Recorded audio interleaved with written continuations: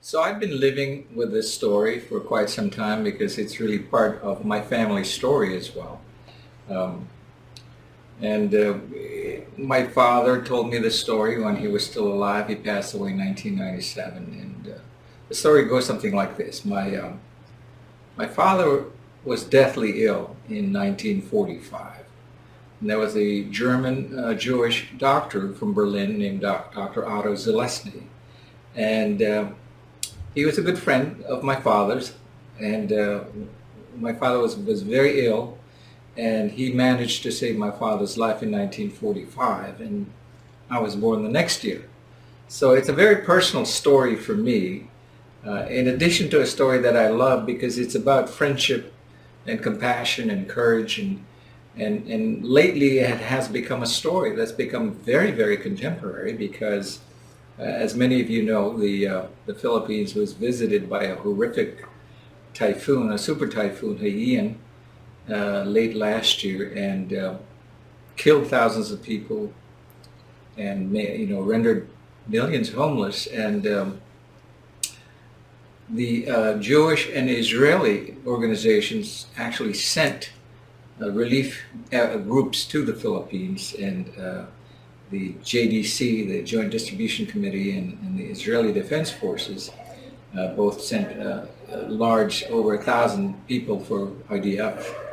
And the head of the JDC group was a man named Danny Pins, and he had a very personal connection to why he was there in the Philippines. And it turned out that his mother and grandmother were saved by Quezon in 1938 when they could no longer live in Germany. And so for Danny, it was a very personal mission, not just to help the Filipinos, but to thank them for his life. The same way that I'm making the film, partially because I want to thank the Jewish people for my life. Because my life, I would not be here talking to you today were it not for the skill of this German surgeon. And so it's a wonderful story of blessings begetting blessings, and doing the right thing. It's as you know, there's a comment in one of the subjects that we interviewed where she says it's the story of one people helping another in a time of need, and it's what people do. It's what people should do, and that is at the core of it. I think that is the nature of our film.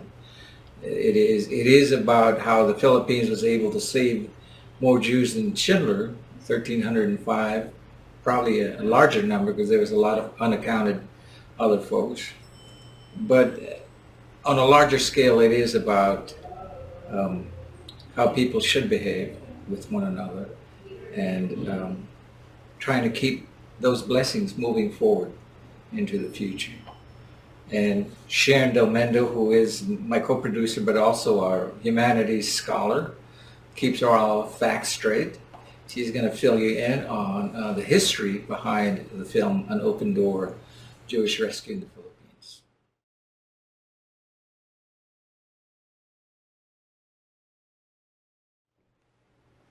So at the present time we have a 35-minute first look of the film.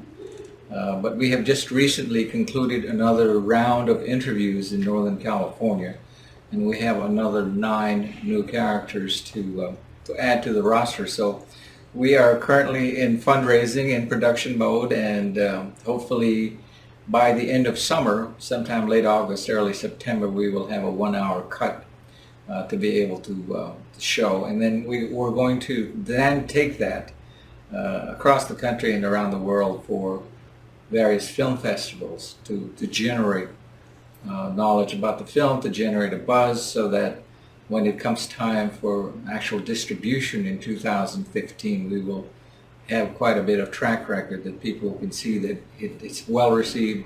Hopefully we will receive awards. Some of these, in fact, late last year we were invited by the Jewish Eye Film Festival in Ashkelon, Israel. After they saw the cut, they asked if they could screen it, even though it was only a work in progress.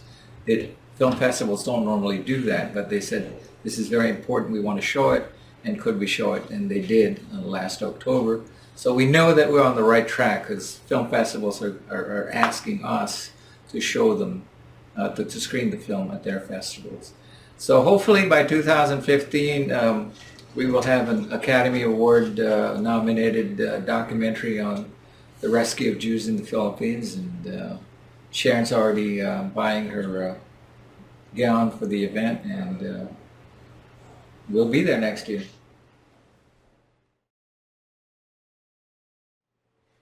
I'm Sharon Del Mendo. I'm the humanities scholar on An Open Door, Jewish Rescue in the Philippines. And I think it's a great project, and it's really important to tell this story of Jewish rescue. And people all over the world are just so surprised and amazed when they hear about this.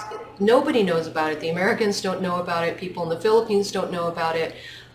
People in Israel don't know about it. And over again, when people hear even just the littlest amount of the story, they say, why have I never heard about this? Why is it nobody knows about this? And I was right there with them when I first heard about it. And so it's been a tremendous blessing and a really exciting adventure to be involved in this project. And as an educator and as an academic and a historian, it's been a really exciting adventure, a lot of work, but a real blessing to be involved. And so we're really looking forward to moving the project forward and sharing it with the world.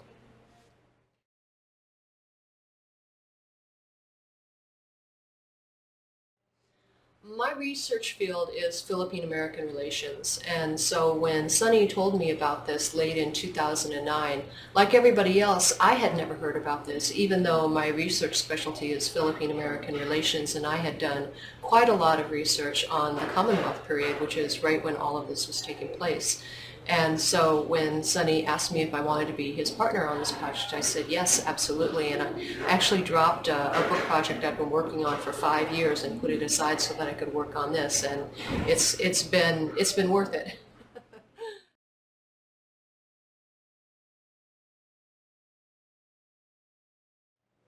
One of the things that's been a real advantage coming into this project as a scholar of Philippine-American relations and having done so much research on the Commonwealth period is I think I bring a unique perspective because I've done so much research on the background of the, particularly the military aspects of the Commonwealth period and the kinds of challenges that President Quezon was facing from 1935 to 1941 when the Japanese invaded, just hours after the Japanese attack on Pearl Harbor.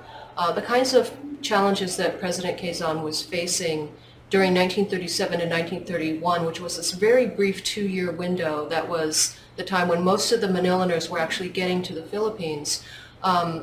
President Quezon was facing such tremendous challenges in terms of restructuring the Philippine economy and getting the government ready for full independence, which was scheduled for July 4th, 1946.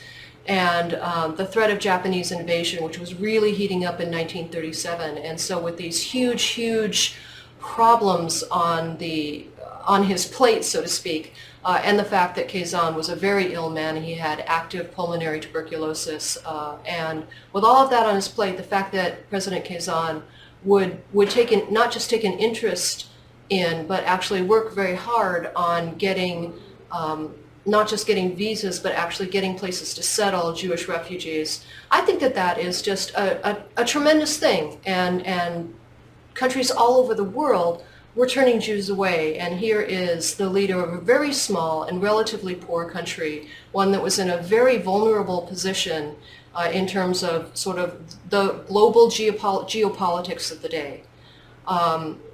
The American government didn't want Jewish refugees, and yet here is this very small Asian country in a very imperiled position in the middle of a two-front war that was willing to take in people simply because they had nowhere else to go and they needed a home. And Manuel Quezon was willing not only to take in refugees, but offer them lands to settle and Philippine citizenship. And that, I think, is a remarkable story that needs to be told and needs to be known all over the world, but particularly, I think, in the United States and in the Philippines and in Israel. But really, I think it's a story for everybody all over the world, and not just in terms of World War II history and Holocaust history, but I think it has lessons that all of us need to learn today, because those are there are similar stories with ramifications for us all that we need in today's world. There are stories of the dignity of human life and when hospitality matters.